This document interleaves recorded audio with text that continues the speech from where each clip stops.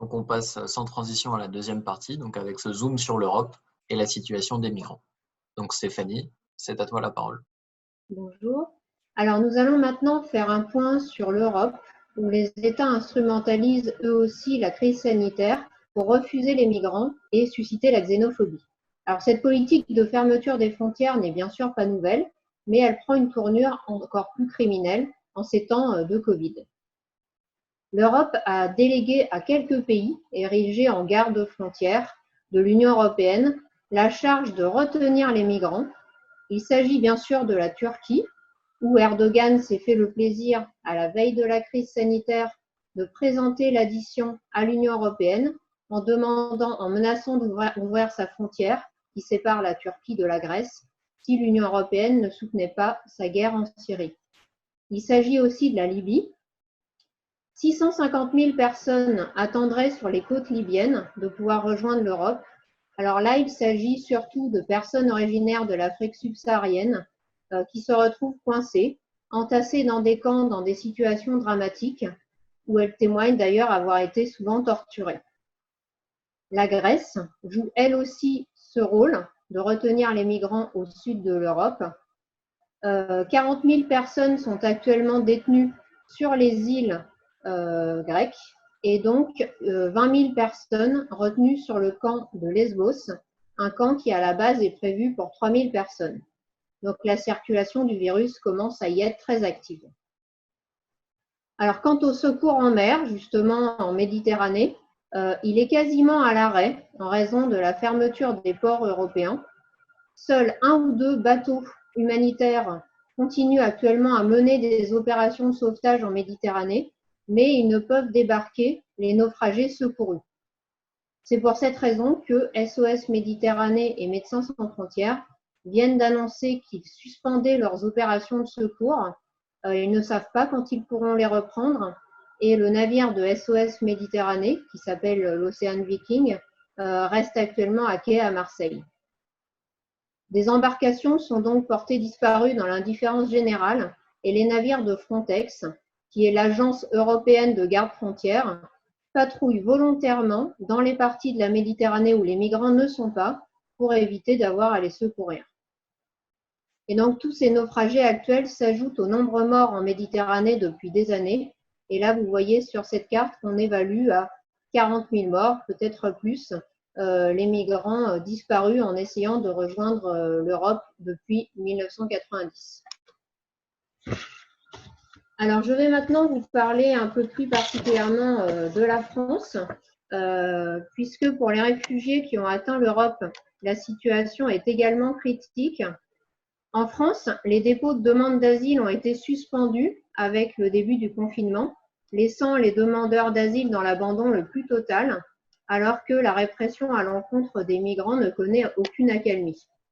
Bien des personnes sont en fait confinées dehors, dans des campements, toujours aussi nombreux, et qu'en région parisienne, par exemple, la police continue à démanteler ces campements en lacérant les tentes, sans qu'aucune mise à l'abri ne soit proposée, en disant seulement aux migrants d'aller ailleurs. Alors, écoutons ce témoignage d'une association qui s'appelle Utopia 56, en date du 7 avril dernier, à propos de ce qui se passe en ce moment en Seine-Saint-Denis. Donc, je cite, « Après avoir lacéré les tentes des personnes exilées à la rue quasiment tous les jours depuis le début du confinement, la préfecture de police est passée à un nouveau niveau ce matin, chasser les personnes et jeter les affaires personnelles, tentes, couvertures de tous ceux qui n'étaient pas sur place.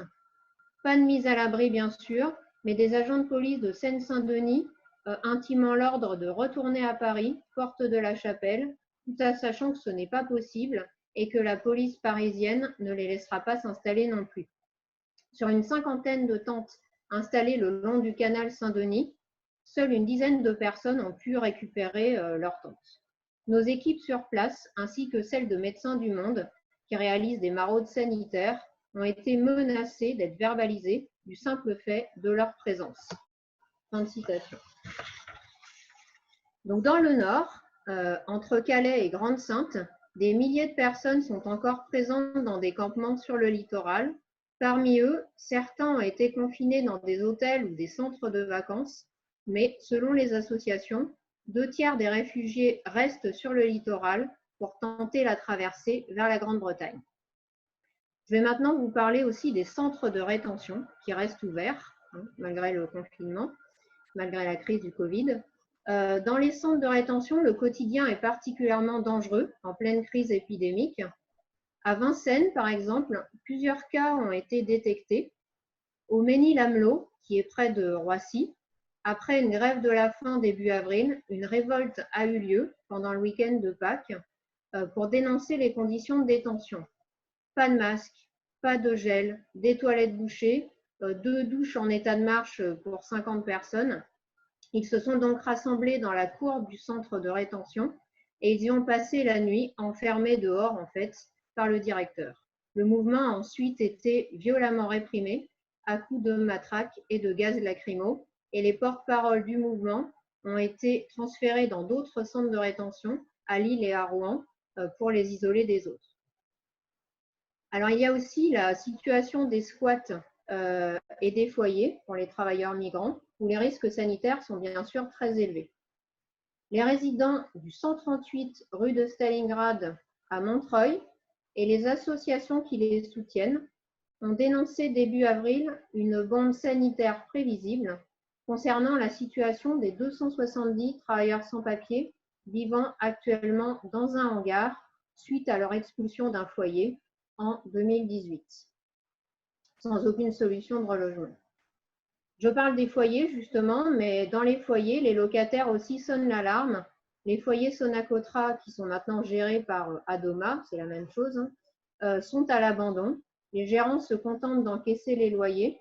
Les sanitaires sont délabrés. Les personnes s'entassent à vraiment très nombreux dans chaque chambre.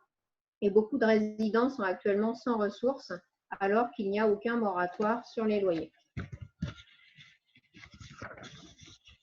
Les travailleurs étrangers font en effet partie des travailleurs les plus précaires, parmi ceux qui ont pu perdre leur CDD avec le début du confinement ou dont le contrat d'intérim n'a pas été renouvelé, par exemple ceux qui travaillaient dans les chantiers ou dans les cuisines des restaurants.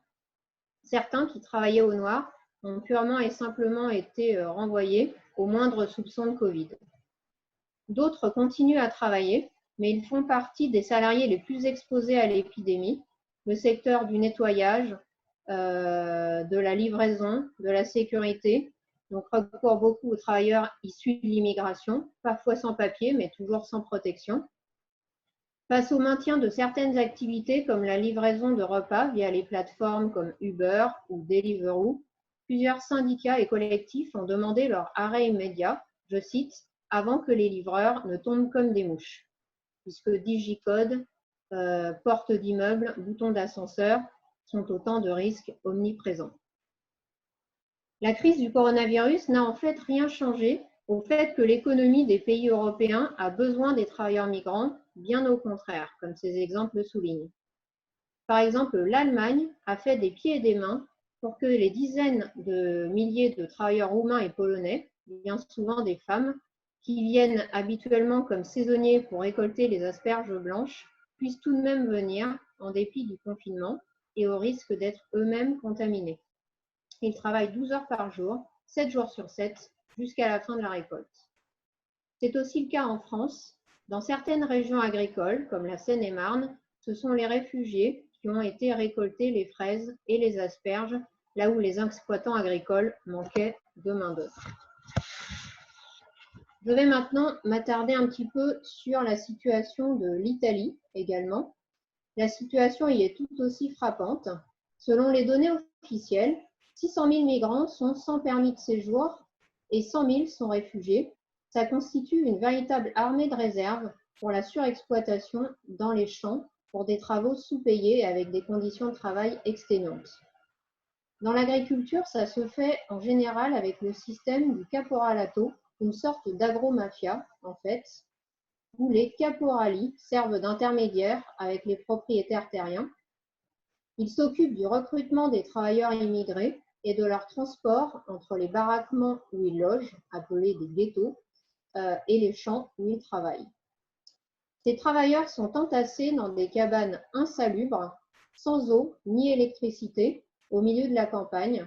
Les normes sanitaires sont tout simplement inexistantes, ce qui est dramatique en cette période de coronavirus. Donc, vous voyez ici une manifestation à Foggia, dans les Pouilles, une des plus grandes zones d'agriculture au sud du pays, avec une banderole, assez de morts dans les ghettos, puisqu'il y a eu plusieurs accidents avec les camions conduisant les migrants vers leur lieu de travail, dont un a fait 16 morts. Et il y a eu aussi plusieurs cas de migrants morts d'insolation et d'épuisement au travail. Selon la CGIL, la principale confédération syndicale italienne, le salaire moyen de ces travailleurs est compris entre 20 et 30 euros par jour pour 8 à 10 heures de travail, mais même lorsqu'ils ont une fiche de paye, le nombre d'heures de travail ne correspond jamais à la réalité et le salaire indiqué est souvent le double de celui qu'ils touchent en réalité. Les travailleurs ne portent pas plainte en raison de la peur de représailles de la part du patron ou du caporal. Les tomates, qu'on appelle aussi l'or rouge, comme on dit, se retrouvent à bas prix sur les rayons des supermarchés grâce à la surexploitation de cette main-d'œuvre. Et on estime qu'en Italie, un quart des produits agricoles sont récoltés par des immigrés et le chiffre est sans aucun doute sous-estimé. Donc on voit ici la récolte des oranges, toujours dans le sud. Le caporalato existe surtout dans le sud du pays, donc région de Foggia dont j'ai parlé, en Calabre, en Sicile, mais pas seulement, puisqu'il y a aussi une communauté sikh qui travaille dans la région des Marais Pontins, une des régions les plus fertiles au sud de Rome, où on voit des serres à perte de vue. Et donc 25 000 Sikhs, originaires d'Inde donc, sont venus y trouver du travail. Ils travaillent 14 heures par jour à ramasser des légumes pour 4 euros de l'heure. Malgré ça, bien sûr, il arrive que les travailleurs se révoltent, heureusement, et les membres de la communauté sikh ont fait grève pour la première fois en 2016. D'autres luttes pour la régularisation ont aussi eu lieu. Donc là, on voit le blocage du port de Gioia Tauro, en Calabre, un des plus gros ports de Méditerranée, en décembre 2019, pour demander des papiers et pour pouvoir travailler. Donc il y a une des banderoles, c'est vous bloquez, vous nous bloquez, nous aussi. Voilà.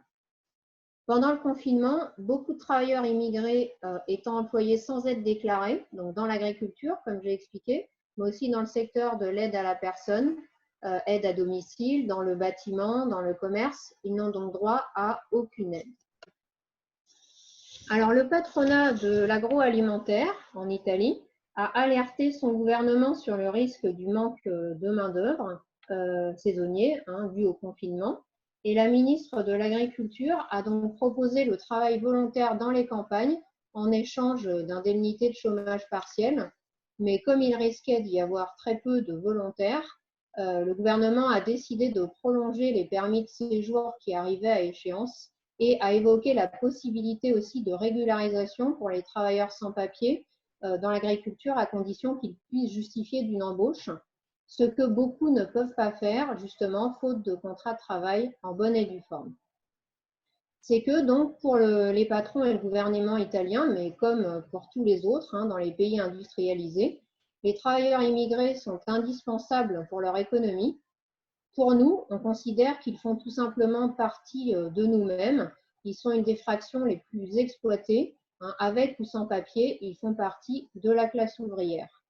Et ce n'est justement que tous ensemble que nous mènerons ces luttes.